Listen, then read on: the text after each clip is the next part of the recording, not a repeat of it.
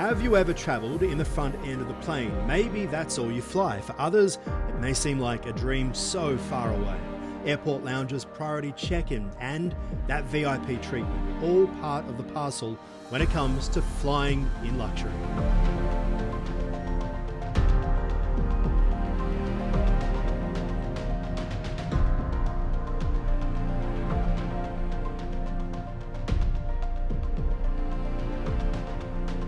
For all those budding travellers who want to take off into a world of pleasure, air miles have become the best option.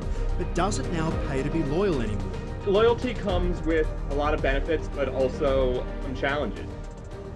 And what are the biggest deals you can expect from being loyal?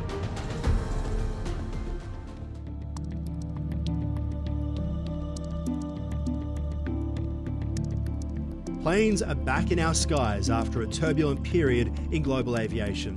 Fleets were grounded and people were banned from travelling as coronavirus pandemic spread around the world. But as soon as those border restrictions ended, people took to the skies once again, heading to airport terminals on their first holiday in years, sending the airline industry into utter chaos. Over the past few months, too many of you have had flights delayed, flights cancelled, or bags misplaced. There are good reasons why, but when it comes to what you expect from Qantas, it's not good enough. For others, it was the perfect time to reunite with family and friends or take that overdue adventure of a lifetime. I can't even comprehend it, so yeah. It's a big day, it's a big day. Hi, Tess. But as prices skyrocket, the dream of taking to the skies seemed a little too far out of reach for some travellers.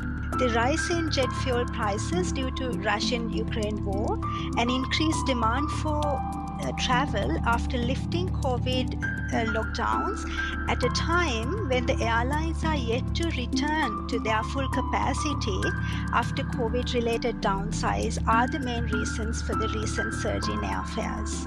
Passengers finding other ways to get bang for their buck through frequent flyer programs. With my definitely not a Virgin Airlines card, I earn miles when I spend or when I fly. That's how Tevin gets paid. Actually, frequent flyer miles are a big ol' ripoff. What? Look, I'm 100 miles away from a free flight. That's free money. More like funny money, because the airlines control how and when you can use them. Exchange your miles for a free trip to your dream destination. Just not on any of these blackout dates. Overall, if you really are truly focused only on the sort of current dollar spend, no, you have to look at the lowest price. When you start factoring in, is it an extra connection? How much time am I spending? And then is there a return on those points somewhere down the line? But the age-old question remains, does it actually pay to be loyal?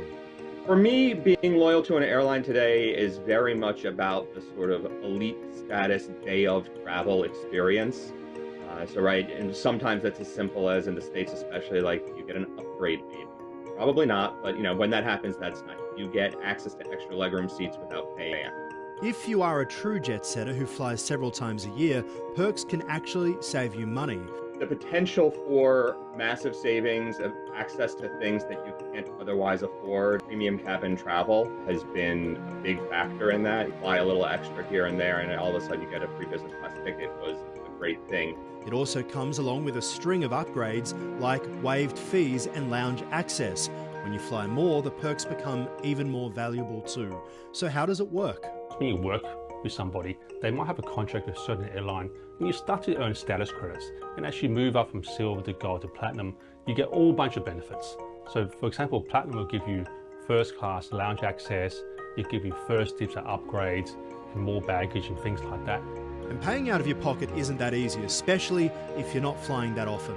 If you find yourself in this position, experts say you really should think about the cost of the ticket, opening your options to a range of airlines that are cheaper but don't have a loyalty program may be the way. You let me know whether you'll be refunding the transfers, the other end, and the hotel. I can't say that. Why can't you say that? Because I don't have that information to give. We don't have that information to give. You don't have it. Someone's got it. No, there's a complaint procedure in place. What we're recommending... Procedure, mate. We want to get to Barcelona tonight. You spend $1, you earn 5 points. This shifted the system from one where the airline wins overall, but might lose out from time to time, to one where the airline quite literally cannot lose. At least on the earnings side, revenue-based systems cannot be exploited. If you have many choices, which one will you choose? And loyalty should not be seen as you choose that company in absence of price, because price is always going to be a factor. And you don't need to spend too much on flights. In 2015, United and Delta started a revenue-based mileage program. American Airlines followed in their footsteps. It means passengers are now rewarded on how much they spend instead of how far they travel. That's probably the worst loyalty program, because basically it just becomes a cashback program. It means that you're getting only a percentage of what you did. And it kills all the aspirational. So people will not save up points to fly business class somewhere on a ticket they want to pay for. It didn't take long before passengers started realising the value earned from these programs was actually lower.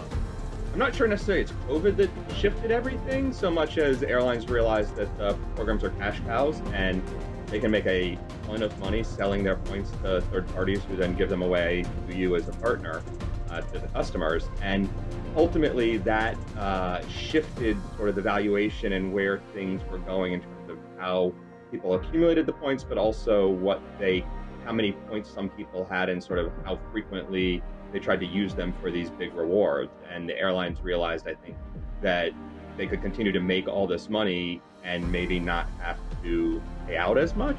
So what happens if you don't fly too much, but you still want all the perks? Well, there are credit cards that offer luxury status to their customers.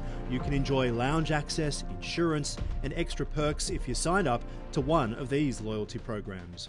Various travel and finance websites publish their estimated point valuations to help inform consumers of whether they're getting a good deal with a given redemption, and there is a good amount of variability. Aggregating 5 estimates, the average value of 1 point is 1.218 cents for Delta Sky Miles, 1.226 for United Mileage Plus, and 1.416 for American Advantage. What this means is that, if all else were to be equal, consumers would be more incentivized to fly American flights, use American co-branded credit cards, transfer points to American, and more, which means credit card companies and other marketing partners are likely to run out of American points sooner and need to buy more. Ultimately, when you're looking at sort of the value of where to put your loyalty, figuring out what those points are worth, fungible is one of my favorite words, able to be converted to a different value. And so if you have airline points in one specific program, they can be used generally with that airline's partners, whether it's other airlines or retail and things like that. If you have them in a credit card program, you have a different set of partners available. Taking to the skies has never been easier. From family reunions to luxury escapes, air travel is the key that unlocks a whole world of fun. If you want the best of both worlds, though, you might want to sign up to a loyalty program anyway. Been heavily in the loyalty game here for 20 plus years, and there are airlines I fly where I don't bother signing up for the program. If it's a cheap ticket, it got me what I needed, it got me where I was going, and I know that I'm never going to use those points. Who knows, you could start earning points and benefits on the ground to get you lying flat high in the sky.